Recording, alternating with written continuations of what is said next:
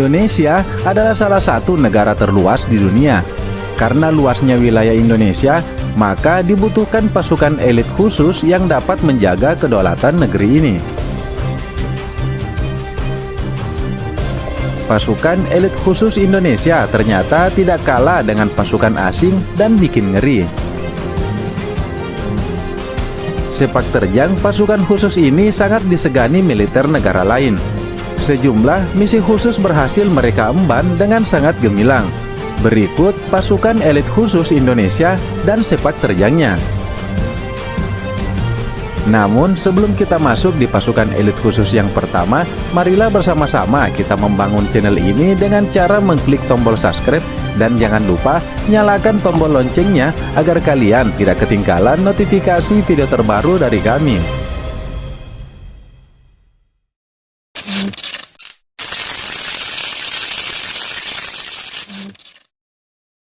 Batalion Raider.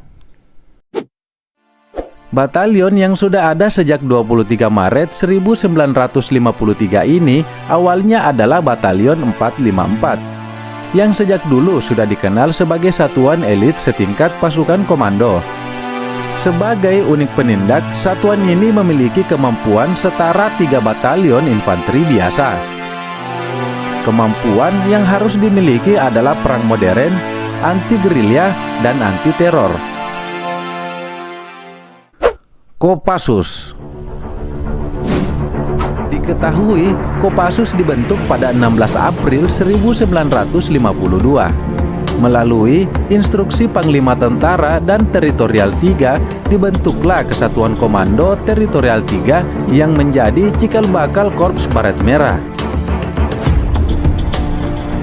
Anggota Kopassus dituntut mempunyai skill khusus seperti bergerak cepat di setiap medan, ahli menembak dengan tepat, anti-teror, dan pengintai. Operasi perang militer dengan intelijen khusus dan menghancurkan logistik musuh adalah tugas utamanya.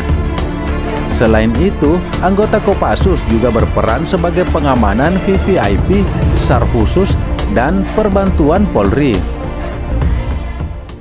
SAT 81 Gultor. SAT 81 Gultor didirikan pada 30 Juni 1982. Satuan 81 penanggulangan teror ini pertama kali dikomandoi oleh Mayor Infanteri Luhut Binsar Panjaitan dan wakilnya Kapten Infanteri Prabowo Subianto. SAT 81 Gultor adalah bagian dari TNI Angkatan Darat yang khusus menanggulangi teror, perang kota, intelijen, dan kontra intelijen. Jumlah personil maupun persenjataan yang digunakan sangat dirahasiakan. Visi dan misi satuan ini sama dengan moto mereka, yaitu tidak diketahui, tidak terdengar, dan tidak terlihat. Kopaska. Komando Pasukan Katak atau Kopaska TNI Angkatan Laut dibentuk pada tanggal 31 Maret 1962 oleh Presiden Soekarno. Satuan Kopaska ini dulunya dibentuk untuk menyelesaikan masalah Irian Jaya, Papua. Tugas dari satuan yang merupakan bagian dari TNI Angkatan Laut adalah operasi perebutan pantai, operasi pendaratan amfibi, penghancuran instalasi bawah air, penyerbuan kapal, dan pangkalan musuh. Yontaifib. Batalion Intai Amfibi atau Yontaifib merupakan satuan elit yang dimiliki TNI Angkatan Laut. Pasukan khusus ini didirikan 13 Maret 1961 dengan nama awal Komando Intai Para Amfibi atau KIPAM. Batalion Intai Amfibi adalah satuan elit dari Korps Marinir TNI Angkatan Laut.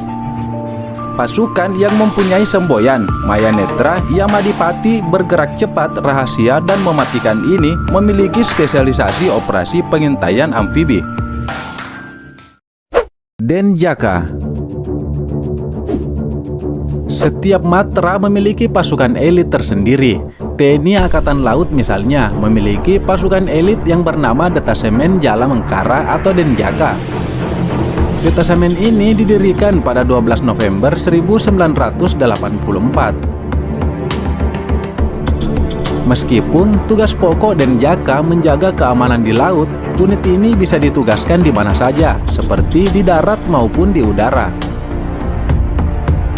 Tugas pokok Satuan Gabungan Kopaska dan Yontafib ini adalah operasi anti-teror, anti-sabotase, dan operasi rahasia di laut yang tidak terdeteksi oleh musuh. Paskas. Sejarah Paskas hampir setua Republik Indonesia sendiri. Pada tanggal 12 Februari 1946. Paskas atau Baret Jingga adalah bagian dari Satuan TNI Angkatan Udara. Pasukan pemukul yang siap diterjunkan di segala medan, baik di kota, hutan, rawa, laut, sungai adalah tugas dari Paskas.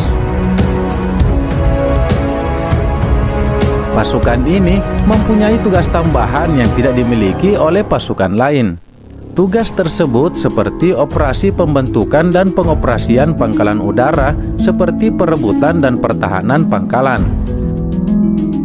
Selain itu, Paskas juga bertugas mempersiapkan pendaratan pesawat dan penerjunan pasukan. Denbravo 90. Satuan ini dikukuhkan pada tanggal 16 September 1990 oleh Marsekal TNI Hanafi Asnan. Satuan TNI Angkatan Udara ini bertugas melaksanakan operasi intelijen, melumpuhkan instalasi lawan, mendukung operasi udara, anti-teror, dan pembajakan udara. Denharin. Detasemen Harimau Indonesia atau disingkat Denharin menjadi pasukan khusus Indonesia yang ditakuti di seluruh dunia. Keberadaan pasukan ini sangat rahasia. Tidak ada yang tahu siapa anggotanya dan di mana mereka. Saking rahasianya, antar personilnya saja tidak saling mengenal nama dan latar belakang. Denharin dibentuk pada tahun 1986. Anggota Denharin diseleksi dari Angkatan Darat, Angkatan Laut, Angkatan Udara, dan Kepolisian. Densus 88. Satuan ini sejak mula dirintis oleh Kombes Pol Goresmere Jenderal Asal Flores Pelosok Timur Indonesia, yang kemudian diresmikan oleh Kepala Kepolisian Daerah Metro Jaya Inspektur Jenderal Firman Gani pada tanggal 26 Agustus 2004. Kesatuan ini merupakan unit anti-teror yang bertugas menanggulangi terorisme mulai dari penyanderaan hingga ancaman bom. Personil dari kesatuan ini diperkirakan hingga 400 personil yang meliputi ahli penjinak bom, ahli investigasi, dan ahli penembak jitu. Nah, itulah 10 pasukan elit khusus milik Indonesia yang dilatih secara khusus dan memiliki keahlian khusus, dengan pendidikan militer yang lebih disiplin, lebih baik dan lebih keras, yang menghasilkan pasukan yang luar biasa yang ditakuti oleh negara lain. Demikian, semoga video ini bermanfaat.